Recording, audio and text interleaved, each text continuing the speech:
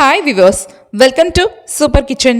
இந்த வீடியோல chicken mutton gravy சுவையெல்லாம் மிஞ்சக்கூடிய அளவுக்கு பன்னீரை யூஸ் பண்ணி ஒரு சூப்பரான டேஸ்ட்ல பன்னீர் கிரேவி எப்படி செய்யறதுன்னு பார்க்க போறோம். இந்த கிரேவி சப்பாத்தி, இட்லி, தோசை, பூரின்னு எல்லாத்துக்குமே சைட் டிஷ்ஷா எடுத்துக்கலாம். இந்த கிரேவி எப்படி செய்யறதுன்னு பார்க்கறதுக்கு முன்னாடி சூப்பர் கிச்சன் சேனலை சப்ஸ்கிரைப் பண்ணிக்கோங்க. கூடவே பக்கத்துல இருக்கிற பெல் பட்டனையும் கிளிக் பண்ணிக்கோங்க.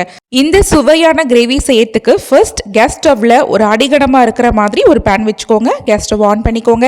இதுல 5 டேபிள் ஸ்பூன் அளவுக்கு சமையல் எண்ணெய் சேர்த்துட்டு இது கூடவே 2 டேபிள் ஸ்பூன் அளவுக்கு பட்டர் சேர்த்துக்கோங்க. பட்டர் இல்லைன்னா 2 டேபிள் ஸ்பூன் அளவுக்கு நெய் சேர்த்துக்கோங்க. இப்போ இது ரெண்டும் நல்லா மிக்ஸ் ஆனதுக்கு அப்புறமா 1 டீஸ்பூன் அளவுக்கு தனி மிளகாய் தூள், கொஞ்சமா மஞ்சள் பொடி, 1/4 டீஸ்பூன் சால்ட், உப்பு இதெல்லாம் சேர்த்து நல்லா மிக்ஸ் பண்ணிக்கோங்க. அடுத்ததா 300 கிராம் அளவுள்ள பன்னீரை குட்டி குட்டி கியூப்ஸ் ஷேப்ல இது மாதிரி கட் பண்ணி எடுத்து வச்சிருக்கேன். கட் பண்ண இந்த பன்னீர் பீசஸை இப்போ இந்த ஆயில்ல சேர்த்துக்கலாம். இந்த சமயம் கேஸ் ஸ்டவ் நல்லா மீடியமா வச்சுட்டு 3 நிமிஷத்துக்கு மட்டும் நல்ல மிதமான தீயில இந்த பன்னீரை ஷாலோ ஃப்ரை பண்ணி எடுத்துக்கோங்க. அதிக நேரம் பன்னீரை குக் பண்ணீங்கன்னா பன்னீர் சாப்பிடும் போது லப்பர் போல ரொம்ப ஹார்டா இருக்கிற மாதிரி இருக்கும். ஸோ 3 நிமிஷத்துக்கு மட்டும் இந்த ஆயில ஷாலோ ஃப்ரை பண்ணி முடிச்சதுக்கு அப்புறமா இந்த பன்னீரை எண்ணெயெல்லாம் வடிச்சிட்டு வேற ஒரு தட்டுக்கு மாத்தி எடுத்து வச்சிருங்க. இப்ப கடாயில மீதமா இருக்கிற எண்ணெயில 2 ஏலக்காய், 2 கிராம்பு, ஒரு சின்ன துண்டு பட்டை, 1/4 டீஸ்பூன் சீரகம், ஒரு பிரிஞ்சி இலை, ஒரு நட்சத்திர சோம்பு இதெல்லாம் சேர்த்துட்டு நல்ல எண்ணெயிலேயே 1 நிமிஷத்துக்கு பொரிய விட்டுருங்க. இப்போ 2 மீடியம் சைஸ் அளவுள்ள பெரிய வெங்காயத்தை நல்ல பொடி பொடியா அரிஞ்சு கட் பண்ணிட்டு இந்த எண்ணெயில சேர்த்துட்டு நல்லா வதக்கி எடுத்துக்கலாம். நம்ம சேர்த்துருக்கக்கூடிய வெங்காயம் நல்லா கண்ணாடி பதம் வர அளவுக்கு வதங்கினதுக்கு அப்புறமா 1 டீஸ்பூன் அளவுக்கு இஞ்சி பூண்டு விழுது சேர்த்துக்கோங்க. இப்ப இந்த இஞ்சி பூண்டோட பச்சை வாசனை போற அளவுக்கு 2 நிமிஷத்துக்கு இந்த எண்ணெயிலேயே நல்லா வதக்கி எடுத்ததுக்கு அப்புறமா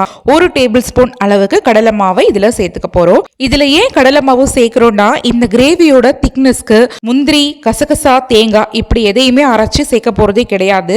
இதோட திக்னஸ்க்கு கடலை மாவு மட்டும் தான் சேர்த்திருக்கோம். இப்ப கடலை மாவு சேர்த்ததுக்கு அப்புறமா ஒரு 2 நிமிஷத்துக்கு இந்த எண்ணெயிலேயே வதக்கிக்கோங்க. இப்ப வதங்கினதுக்கு அப்புறமா இதை அப்படியே சிம்ல வச்சிருங்க.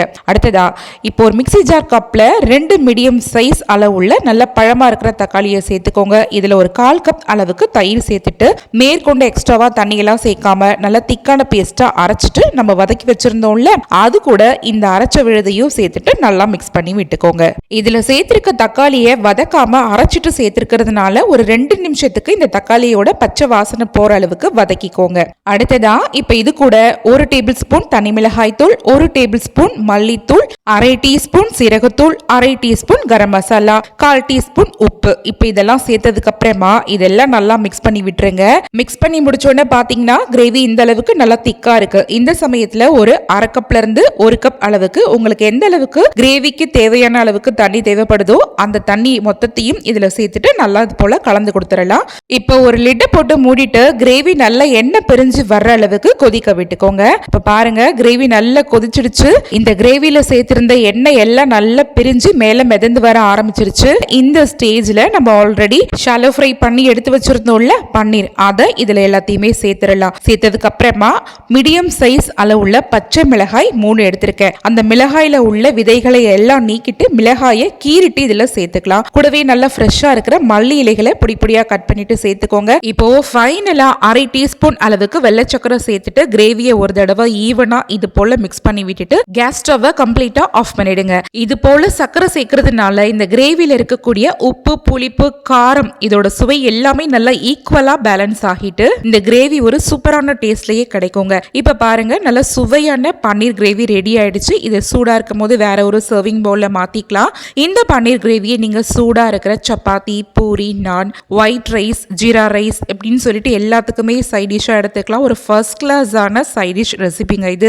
நீங்களும் இந்த கிரேவியை உங்க வீட்டில் கண்டிப்பா ட்ரை பண்ணி பாருங்க. ட்ரை பண்ணி பார்த்துட்டு இந்த கிரேவியோட டேஸ்ட் எப்படி இருந்ததுன்றத கமெண்ட்ல சொல்லுங்க. இந்த கிரேவி ரெசிபி உங்களுக்கு பிடிச்சிருந்ததுன்னா இந்த வீடியோவை உங்க ஃபேமிலி அண்ட் ஃப்ரெண்ட்ஸ் சர்க்கிள் கூட நிறைய ஷேர் பண்ணிக்கோங்க.